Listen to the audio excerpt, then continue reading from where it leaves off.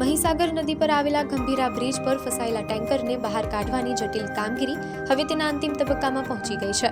આ જોખમી પરિસ્થિતિનો અંત લાવવા માટે અધિકારીઓના પરસેવા છૂટી રહ્યા છે।